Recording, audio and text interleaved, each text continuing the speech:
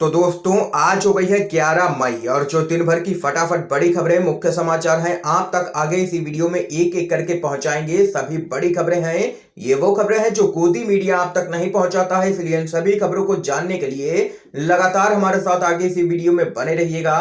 तो वहीं दोस्तों खबरों की तरफ चलने से पहले आप लोगों से एक छोटा सा निवेदन है कि अगर आप लोग भी कोरोना पर काबू पाने में केंद्र की मोदी सरकार को पूरी तरीके से विफल मानते हैं तो अभी इस वीडियो को लाइक कीजिएगा। दरअसल दोस्तों पहली बड़ी खबर जान लेते हैं।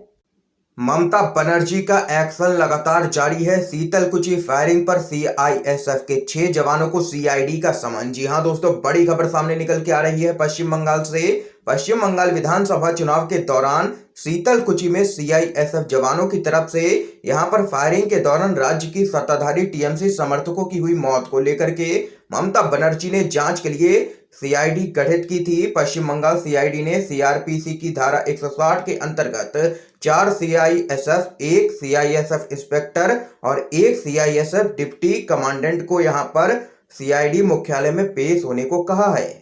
ये यहां पर दोस्तों देख सकते हैं कि ममता बनर्जी ने बड़ा कदम उठा लिया है और यहां पर सीआईडी लगातार इस पूरे मामले की जांच कर रही है।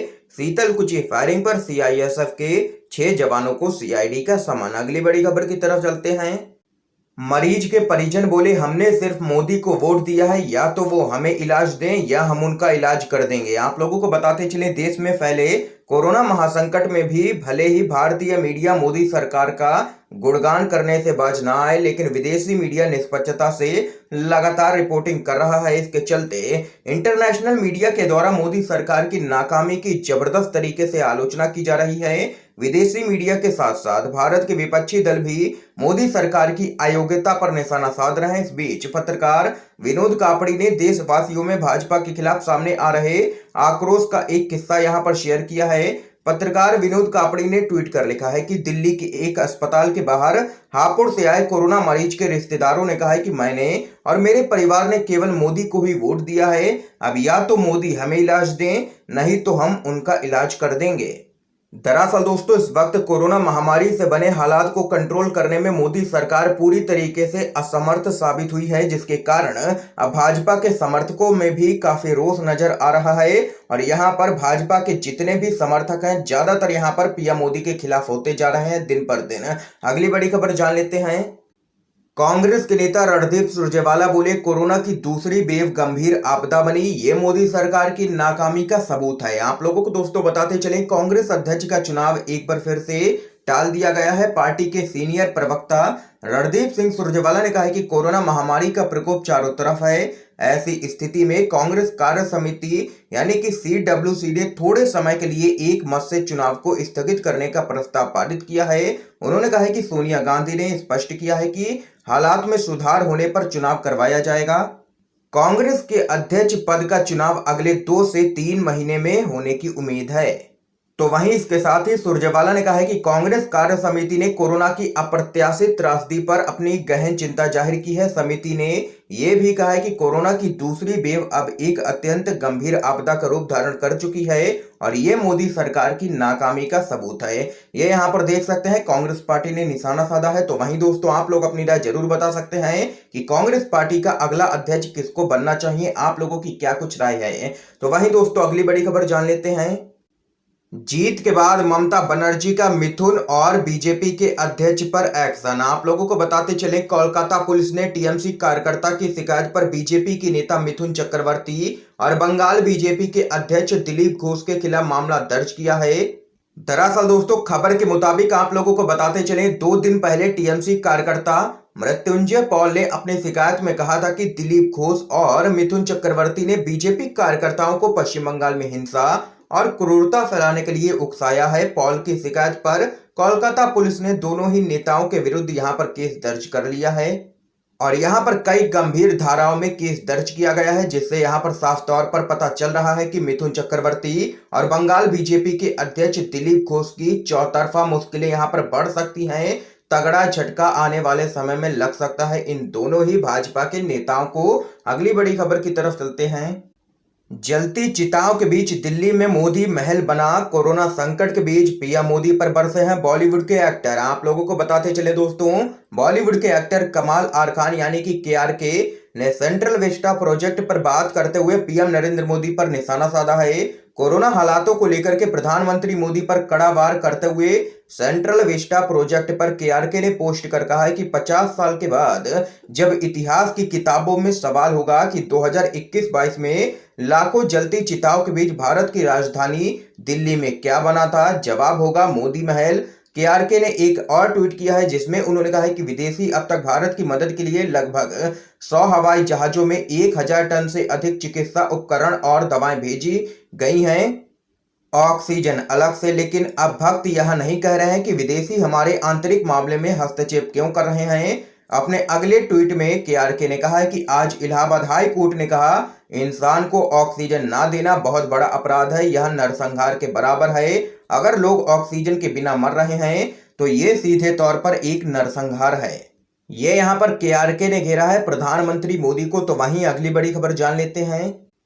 गोवा में बीजेपी सरकार ने 2 लाख वाला वेंटिलेटर 8.5 लाख रुपए में खरीदा, पीएम केयर फंड से मिले पैसे के दुरुपयोग का आरोप। जी हां दोस्तों, पीएम केयर फंड लगातार शुरुआत से ही विवादों में रहा है। कोरोना महामारी में संकट का सामना कर रहे गोवा में पीएम केयर फंड से 4 से 5 गुना ज्यादा रेट पर वेंटिलेटर खरीदने के आरोपों में स्वास्थ्य मंत्री विश्वजीत राणे पूरी तरीके से घिर चुके हैं। गोवा सरकार के सहयोग से जनता के लिए फ्री डायलिसिस सेंटर चलाने वाले चिकित्सक डॉक्टर आर वेंकटेश ने पीआईएल दाखिल कर इस मामले में सुप्रीम कोर्ट का दरवाजा खटखटाया है।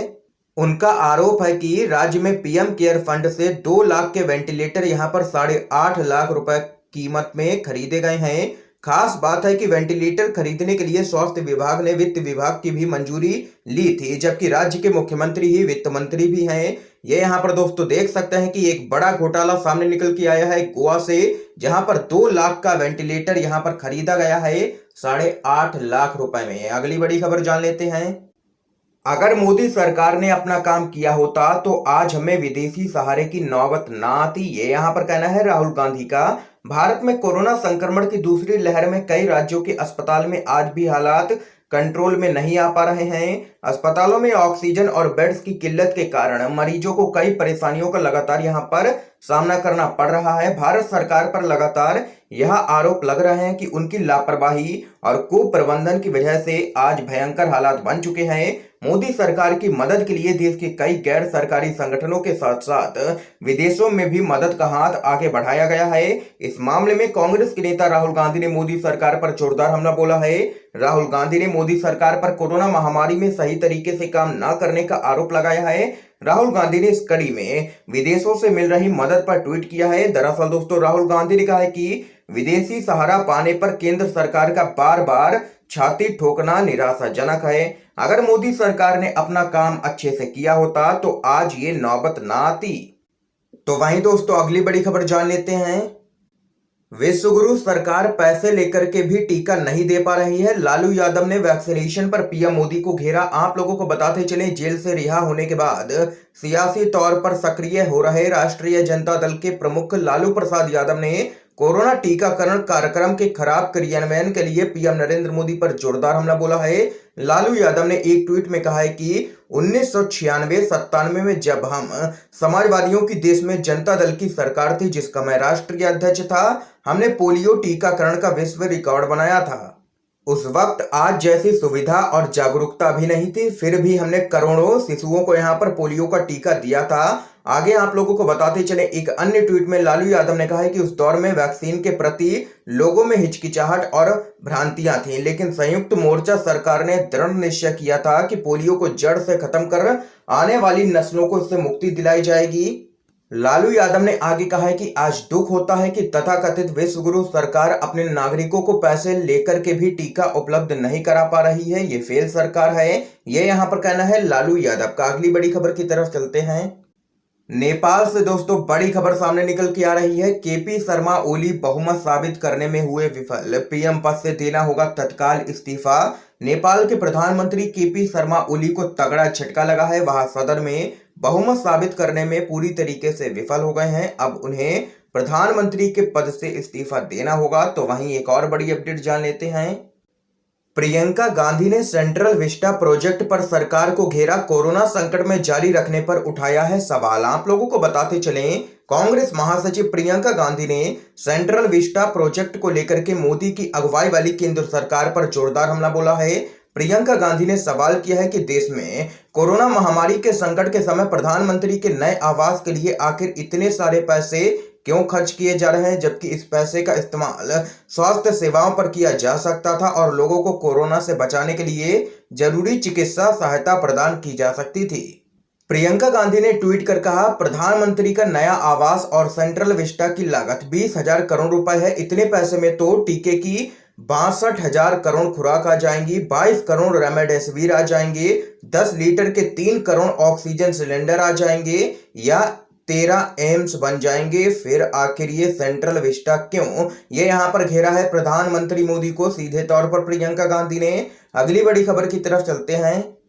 राहुल गांधी का मोदी सरकार पर जोरदार हमला, बोले नहीं बचाएंगे आरोग्य सेतु व नोविन जैसे ऐप। आप लोगों को बताते चलें क्या कुछ है पूरा मामला। कांग्रेस के नेता राहुल गांधी केंद्र सरकार के कोरोना टीकाकरण नीति पर लगातार यहां पर सवाल उठा रहे हैं। इस बीच अब उन्होंने ट्वीट कर कहा है कि देश की आधी से ज्यादा आबादी के पास इंटरनेट की सुविधा नहीं है, ऐसे में ऑफलाइन बुकिंग की भी सुविधा मिले। राहुल गांधी ने ट्वीट कर कहा, ऐप निर्भर मोदी सरकार के नाम संदेश। दुर्भाग्य से कोरोना उन्हें भी हो रहा है जिनके पास यहाँ पर इंटरनेट की सुविधा नहीं है, यानी देश की आधी से ज्यादा आबादी। ये यहाँ पर राहुल गांधी ने केंद्र सरकार के कोरोना टीकाकरण की नीति पर उठाए हैं सवाल। तो वहीं अगली बड़ी अपडेट जान लेते हैं। कोरोना टास्क फोर्स का गठन नरेंद्र मोदी सरकार की नाकामी को दिखाता है, ये यहाँ पर कहना है शिवसेना का। आप लोगों को दोस्तों बताते चलें, शिवसेना ने कहा है कि देश में चल रही कोरोना वायरस की लहर के बीच ऑक्सीजन आवंटन की निगरानी के लिए उच्चतम न्यायालय के द्वारा चिकित्सा विशेषज्ञों के 12 सदस्यीय कार्यबल का गठन करना यह दिखाता है कि नरेंद्र मोदी की अगुवाई में केंद्र सरकार नाकाम हो चुकी है। शिवसेना के मुखपत्र सामना में एक संपादकीय में कहा गया है कि शीर्ष न्यायालय के द्वारा गठित पैनल के जरिए अब देश में ढह चुके स्वास्थ्य प्रणाली में नई जान आएगी। ये यहाँ पर दोस्तों आज की इस समय की तमाम बेहद बड़ी खबरें सामने निकल के आई हैं जो हमने आप लोगों तक पहुंचाई हैं UNDVDV के माध्यम से। अगर आप लोगों को ये वीडियो पसंद आया हो तो लाइक कीजिएगा, ज्यादा से ज्यादा इस वीडियो को शेयर कीजिएगा ताकि आप सभी के दोस्त भी इन खबरों को जान सकें। वीडियो देखने के लिए दोस्तों आप सभी का बहुत बहुत धन्यवाद। जय हिंद, जय भारत।